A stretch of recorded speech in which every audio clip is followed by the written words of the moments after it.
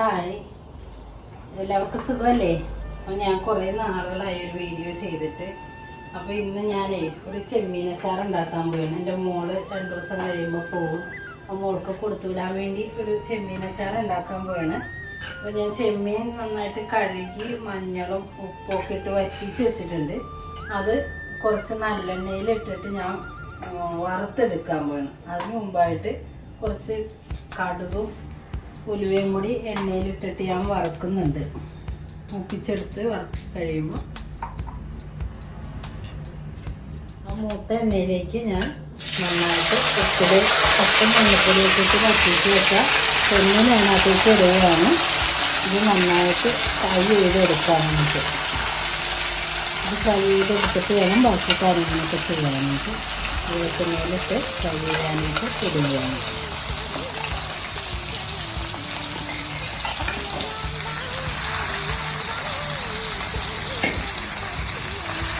Fry ആയിട്ട് എണ്ണയിൽ കിടന്ന് ചെമ്മീൻ നന്നായി മൂത്തിട്ടുണ്ട്. ഞാൻ സാധാരണ അച്ചാറിടാനായിട്ടേ എണ്ണയാണ് ഉപയോഗിക്കാറ്, നല്ലെണ്ണ. അപ്പോൾ എത്ര നാളെ അച്ചാർ ഇരുന്നാലും മോശമാവില്ല. അപ്പോൾ നന്നായി മൂത്തിട്ടുണ്ട്. ഇത് വേറൊരു പാത്രത്തിലേക്ക് നമുക്ക് പകർത്താം.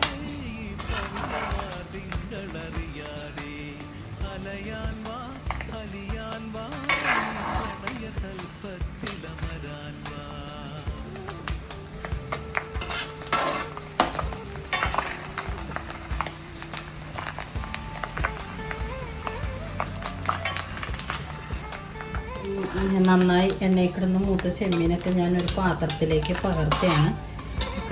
ഏകദേശം കംപ്ലീറ്റ് പകർത്തി കഴിഞ്ഞു. ഇനി നമുക്ക് ബാക്കിയുള്ള എണ്ണയിലേക്ക് അരിഞ്ഞ് വെച്ച കുറച്ച് സാധനങ്ങളുണ്ട്, അതും കൂടി മൂപ്പിച്ചെടുക്കാം.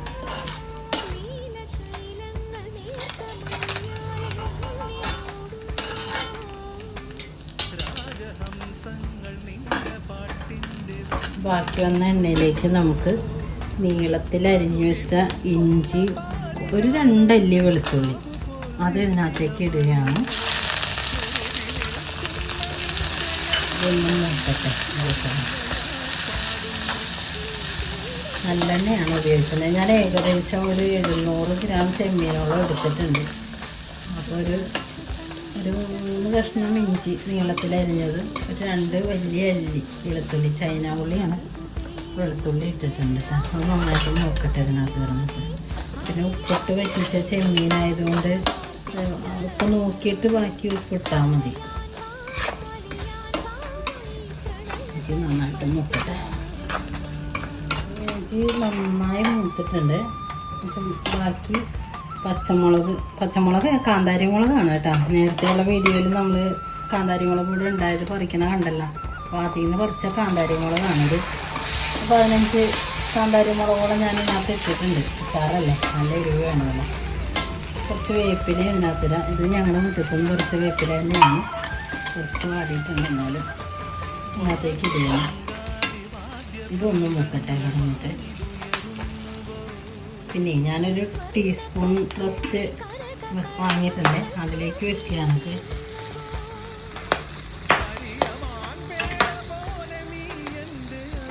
പച്ചമുളകും വേപ്പിലയൊക്കെ ഇതിനകത്ത് നന്നായി മൂത്തിട്ടുണ്ട്. ഇനി ഇത് തീയൊന്ന് ചെറുതായിട്ട് കുറച്ചിട്ട് ഇതിനകത്തേക്ക് ഒരു മുളക് പൊടി, കാശ്മീരി മുളക് പൊടിയല്ല, പിന്നെ എരിവുള്ള മുളക് പൊടിയാണ്. ഒരു 2 ടീസ്പൂൺ മുളക് പൊടി ഞാൻ ഇതിനകത്തേക്ക് ഇടുന്നുണ്ട് കേട്ടോ. അതിൻ്റെ ഒപ്പം തന്നെ ഒരു 3 ടീസ്പൂൺ അച്ചാർ പൊടി ഇടുന്നുണ്ട്. നന്നായിട്ടൊന്ന് മൂക്കട്ടെ.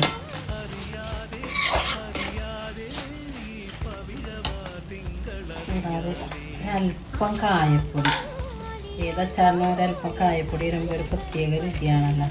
ഒരല്പം കായപ്പൊടി.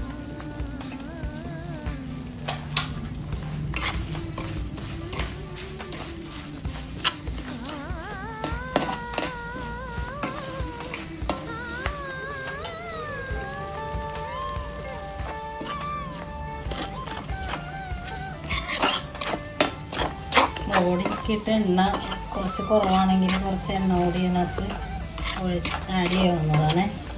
അപ്പോൾ എണ്ണയൊക്കെ ഇട്ട് പൊടിയൊക്കെ ഒരുവിധം മൂത്തിട്ടുണ്ട്. ഇനി ഇതിനകത്തേക്ക് നമ്മൾ വറുത്ത് കോരി വെച്ചേക്കാം ചെമ്മീൻ ഇട്ട് കൊടുക്കാം.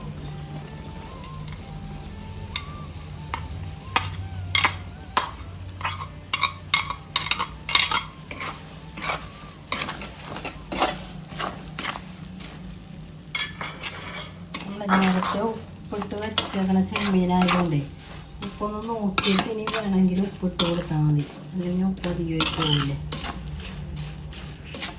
ഉണ്ടാകാനാണ് സാധ്യത. നന്നായിട്ട് ഉപ്പിട്ട് വെച്ച ചെമ്മീനാണ്. ഗ്രേവിയും ചെമ്മീനുമായിട്ടൊന്ന് നന്നായിട്ട് യോജിക്കട്ടെ. മസാലയും ചെമ്മീനും ഒക്കെ കൂടി നന്നായിട്ട് യോജിച്ചിട്ടുണ്ട്. ഇതിപ്പോൾ ഈ നല്ലെണ്ണ ഉപയോഗിക്കുന്നതുകൊണ്ടാണ് കേട്ടോ ഇങ്ങനെ പതപോലെ നിൽക്കുന്നത്.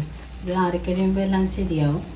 ഇപ്പോൾ എല്ലാം യോജിച്ചേക്കണോണ്ട് തീ കുറച്ചിട്ട് നമുക്ക് ഏകദേശം ഒരു 3 ടീസ്പൂൺ വിനാഗിരി കൂടി ഇതിനകത്ത് ചേർക്കാം. ഞാൻ ആപ്പിൾ വിനാഗിരി മാത്രമേ ഉപയോഗിക്കാറുള്ളൂ. എല്ലാവരുടെ അഭിപ്രായം എന്താണെന്ന് അറിയില്ല. എല്ലാ കറികളിലും ഈ വിനാഗിരിയാണ് ഉപയോഗിക്കാറ്.